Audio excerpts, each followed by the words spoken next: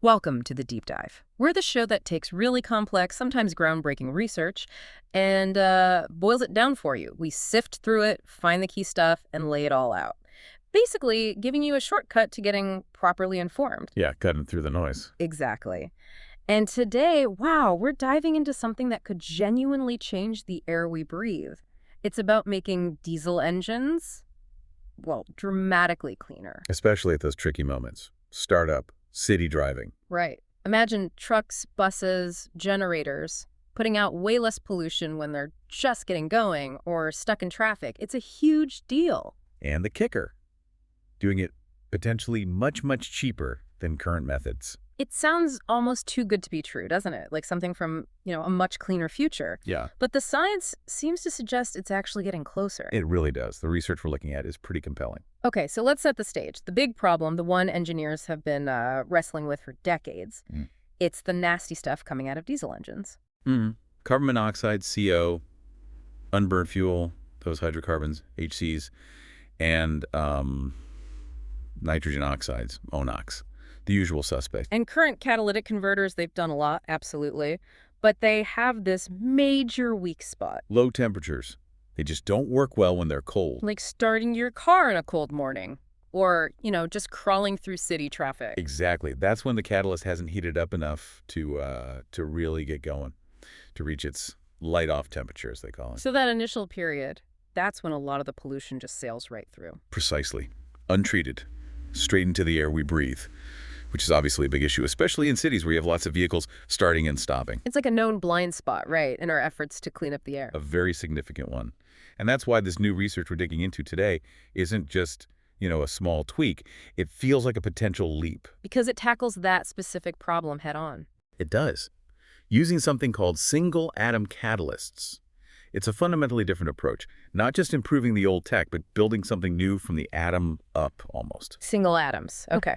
And our source for this is a study in Nature Communications. That's right, cutting-edge stuff. It details how these researchers managed to engineer something that, well, it could really rewrite the rules for clean diesel. Right. So our mission today for this deep dive, we're going to explore how they did it, how they engineered this catalyst using individual platinum atoms. Anchoring single atoms. And we need to understand why this specific design makes it so good at low temperatures, which is the key, right? Absolutely. And also why it seems to be so much more durable. Durable and cheaper, because that sounds like the holy grail. It kind of does, doesn't it? More effective, lasts longer, costs less. That's the promise here. So yeah, let's get into it. Let's unpack the science, figure out what it means in the real world, because this could affect air quality, transportation costs, even, how we use precious metals. It seems pretty far-reaching. Definitely. Okay, so let's properly unpack this diesel dilemma. At its heart, it's about those pollutants. CO, hydrocarbons, NOx. Which diesel engines produce because of how they burn fuel, right? They're efficient. Incredibly efficient at making power, which is why they're everywhere in heavy transport, trucks, buses, trains, ships. But that efficiency comes with these specific unwanted byproducts. Exactly.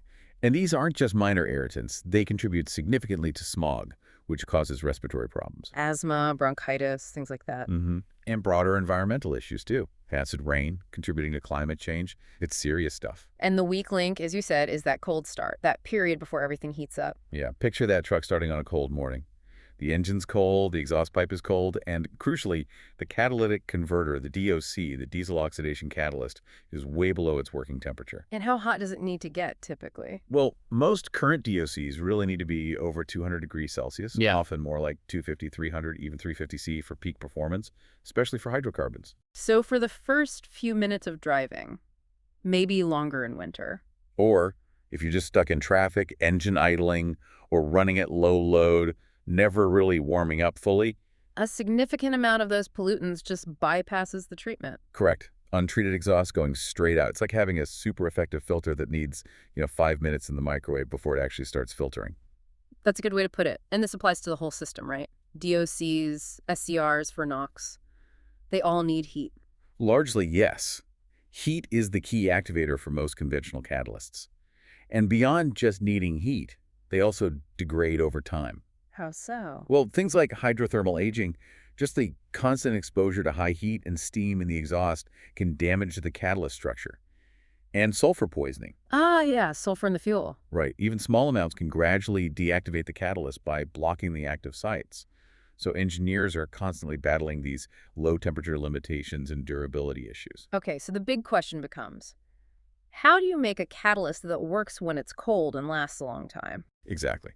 And that's where these supported single atom catalysts, or SEs, come into the picture. It's a relatively new field, but one with enormous potential. Single atom, meaning literally individual atoms doing the work. Precisely. Instead of the traditional approach where you have tiny nanoparticles or clusters of the precious metal like platinum, Little clumps of metal? yeah, little clumps scattered on a support material, with SACs, you disperse individual metal atoms across the support. Each atom is separate, isolated. And why is that better? Several reasons. First, you get maximum atom efficiency. Every single platinum atom is exposed and available to participate in the reaction. Unlike in a clump where atoms inside are basically useless? Exactly. You get incredibly high metal dispersion, theoretically approaching 100%. This means you can potentially use far less of the expensive precious metal to get the same or even better performance. Okay, maximum bang for your buck, atom-wise. What else? Well, single atoms often have unique electronic properties because of how they interact with the support material. They're in a different chemical environment than atoms in a nanoparticle. This can lead to higher reactivity or even different reaction pathways becoming possible. Like unlocking new chemical tricks. Sort of, yeah. And potentially higher selectivity too, meaning they catalyze the reaction you want more efficiently without promoting unwanted side reactions. So more efficient, potentially more reactive, maybe more selective. Sounds great. But you mentioned past attempts maybe fell short. They did. Often, the big hurdle, the grand challenge, as these researchers call it, has been stability. Ah, keeping those single atoms single. Exactly. Hmm. Think about it. You've got these individual atoms, not strongly bonded to each other like in a metal chunk. Put them in a hot, harsh exhaust stream. They want to move around. They do. They're thermodynamically driven to aggregate to sinter together, forming larger nanoparticles. And once they clump together, you lose all the benefits of them being single atoms. Precisely. You lose the high dispersion, the unique properties disappear, and the catalyst performance drops off dramatically.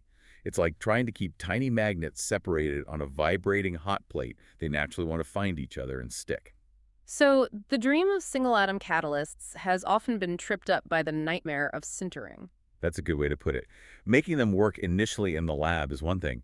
Making them stable enough for years of real-world use in a vehicle's exhaust system is a whole different ballgame. Okay, so this Nature Communications paper, they think they've cracked that stability problem. They believe they have, yes. And the solution isn't just one thing. It's a really clever combination of the support material and how the platinum atoms are anchored to it. Right, let's get into that design. You said it was platinum strongly anchored on a robust nanowire forest of mesoporous rutile titania. Okay, break that down for us. Let's start with the foundation. Rutile titania. Titania is titanium dioxide, TiO2. Rutile is a specific crystal structure of TiO2 Why? because it's the most thermodynamically stable form. It's tough.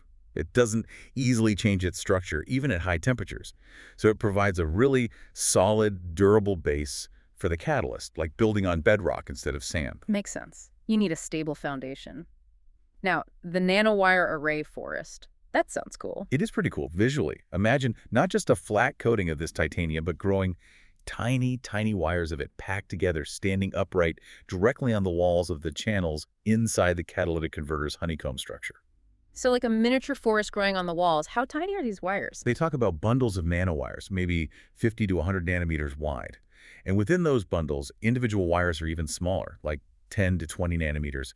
And this forest is about 3 micrometers tall. Wow. Okay, really small scale. And it's grown in situ, meaning right there on the honeycomb. Yes, that's a key point. It's not like a paint they apply. It's grown directly onto the ceramic honeycomb structure. Yeah. This creates a much stronger bond. Ah, better adhesion, less likely to flake off. Much less likely. They compared it to traditional wash coats, the standard way of applying catalysts, which are more like a layer of paint that can chip or peel over time due to vibrations and heat cycles. And did they test this adhesion? They did. They used ultrasonication, which is like shaking it really violently at high frequency. The new catalyst lost only about 1% of its weight after 4 hours. And the traditional one? Lost over 10%. So a huge difference in mechanical stability. That means it should last longer in a real vehicle just from being tougher. Okay, tough foundation, better adhesion. What about mesoporous? Right. This is critical for performance. The nanowire bundles aren't solid. They're porous, specifically mesoporous, meaning they have tiny pores running through them, roughly 3 to 20 nanometers in diameter. Like tiny tunnels inside the tiny trees? Exactly. And what do pores do? They massively increase the surface area. More surface for the reactions to happen on. Dramatically more. Mm-hmm. They measured something like 90 square meters per gram. For a typical 1-liter catalyst core, that translates to, get this, nearly 26,000 square meters. 26,000 square meters. In a 1-liter volume, that's insane, like 5 football fields. Pretty much. All packed into that small converter. Yeah. This huge, accessible surface area is crucial for getting lots of active sites in there. Okay, so we have this incredibly robust, super high surface area forest structure grown directly onto the honeycomb. Now, where does the platinum come in? The platinum's then loaded onto this titanium nanowire forest. They used methods like microwave-assisted dip coating or wet impregnation techniques that are scalable for manufacturing. And the key is keeping it as single atoms, right? How did they confirm that? Using some really advanced microscopy analysis, techniques like aberration-corrected H80F STEM. Which can obviously see individual atoms. Yes, it lets them literally visualize the platinum atoms and see that they are indeed isolated, not clumped together. And also H2 chemisorption, which measures how many active sites are available. Yeah. Both confirmed very high platinum dispersion, like 74% to 80% of the platinum was present as single active sites. Okay, so they proved the atoms were single. But the really big question is, did they stay single? Especially after harsh treatment. That's the million-dollar question, or maybe the billion-dollar one given platinum prices. And the answer seems to be yes. This is the core durability breakthrough. What did they do to test it? They subjected the catalyst to severe hydrothermal aging, 700 degrees Celsius for 100 hours with steam present. That's designed to mimic years of harsh exhaust conditions. And the single atoms survived. They did. The researchers explicitly state the platinum retained their dispersion. The single atoms didn't significantly center or aggregate, even under this brutal treatment. How do they manage that? What holds the atoms in place? That's the clever part. We'll get into more with the mechanism, but it boils down to those surface tie vacancies on the rutile titanium we mentioned earlier. The platinum atoms seem to lock into these specific defect sites. Like finding a perfect little docking station on the surface. Exactly. A site where they are strongly bound by the surrounding oxygen atoms in the titanium structure. This strong anchoring prevents them from migrating and clumping. And they compared this to platinum on other supports. They did. They noted that platinum nanoparticles on a standard silica support tested under similar conditions severely sintered. It really highlights how special this combination of single PT atoms and the rutile titanium nanowire support is. The support isn't just holding the platinum, it's actively stabilizing it at the atomic level. Okay, so the design seems incredibly smart, robust structure, huge surface area, and stable anchoring for single platinum atoms. Now let's talk performance. Does it actually work better? Oh yeah, this is where the numbers get really impressive. They tested it under simulated diesel exhaust conditions. For carbon monoxide and hydrocarbons, it achieved 90% conversion, the T90 mark, at temperatures as low as about 160 degrees Celsius. 160 C, that's incredibly low. What were the specifics again? T90 for CO was 164 C. For ethylene, 172 C. Propylene, 173 C. And for total hydrocarbons, 178 C. Wow. So basically the catalyst starts working almost as soon as the engine starts warming up, even slightly. Pretty much. Think about what that means for you, or for anyone living in a city. That initial burst of pollution during cold starts or during stop-start driving? Would be massively reduced because the catalyst is active almost immediately. Exactly. Now compare that 178 CT90 for total hydrocarbons to the commercial benchmark catalyst. They tested the one from a 2012 heavy-duty truck. What was its T90? 350 degrees Celsius. 350 compared to 178. A 172-degree difference. It's not just better.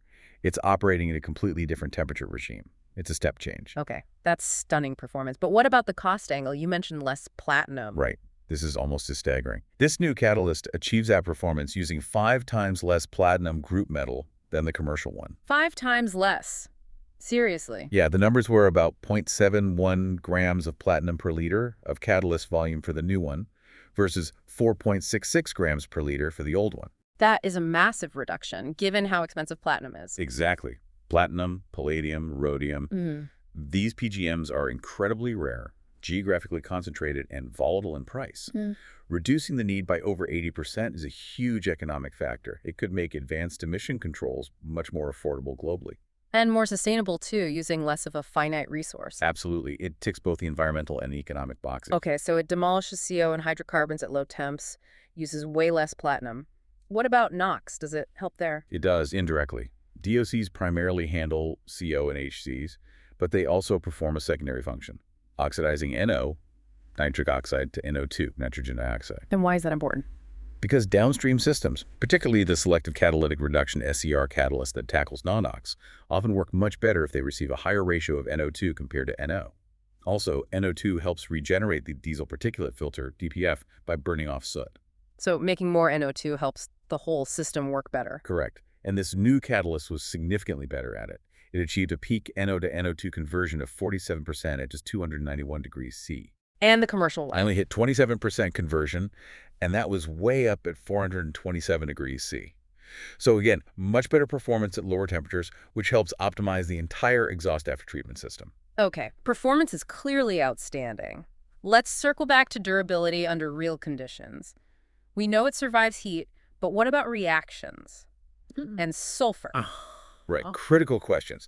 They tested durability under reactive conditions, cycling the temperature up to 820 C for 36 hours while exhaust gases flowed through. No deactivation for CO and hydrocarbon conversion.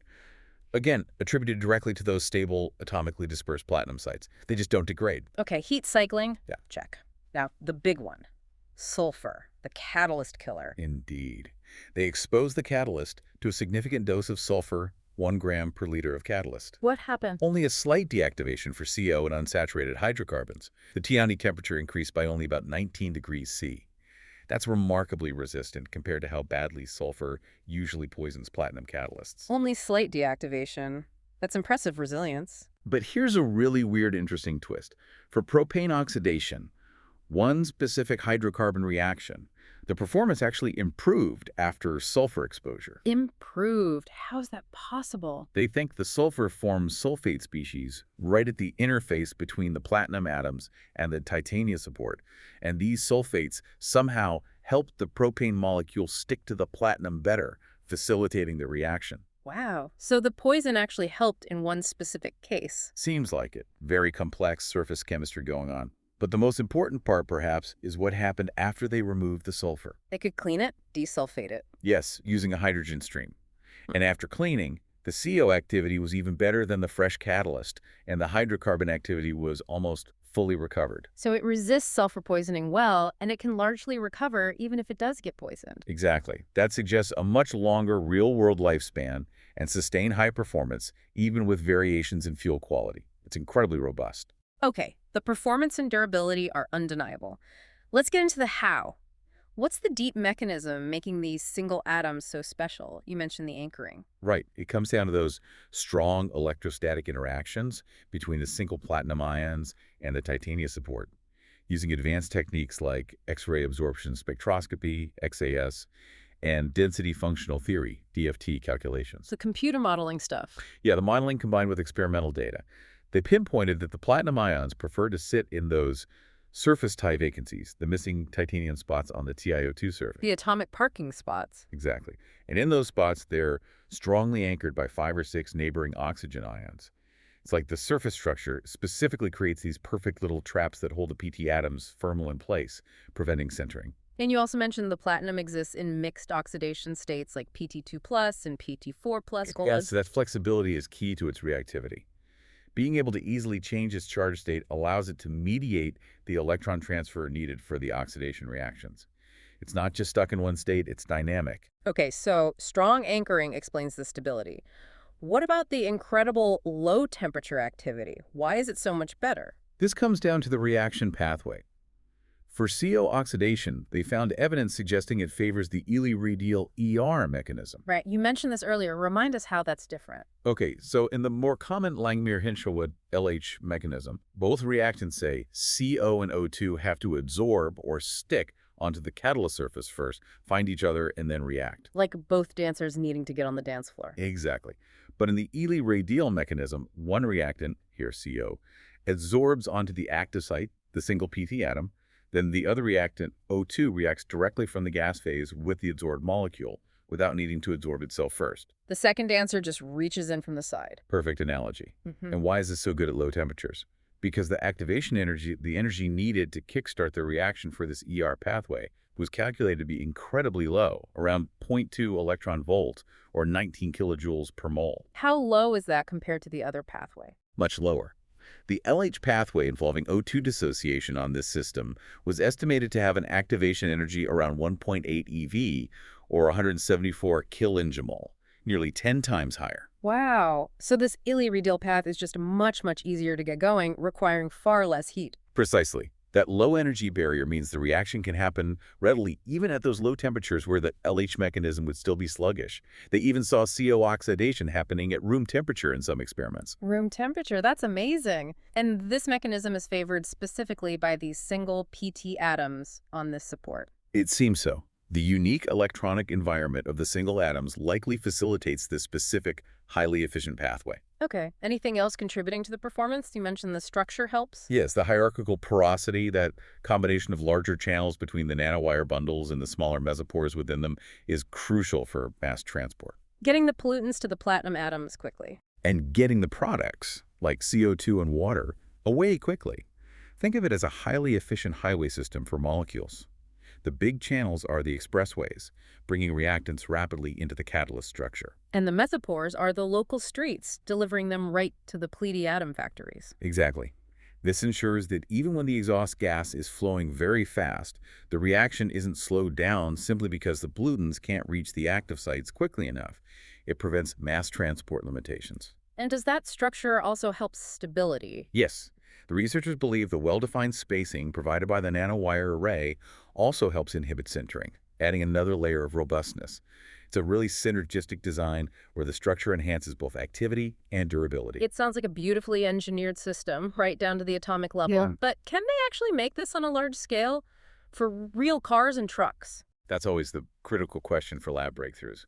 And yes, they address scalability. They fabricated and tested full-size catalyst monoliths, the actual brick-like structures that go into exhaust systems, 5-centimeter diameter, 7.5 centimeters long. And tested them under realistic conditions. Very realistic.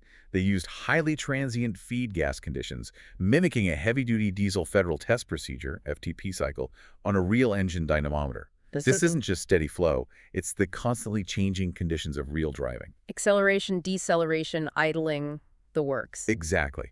And crucially, they tested samples that had been aged to simulate end-of-life conditions for a North American heavy-duty truck aged at 650/50C for 100 hours in steam and air.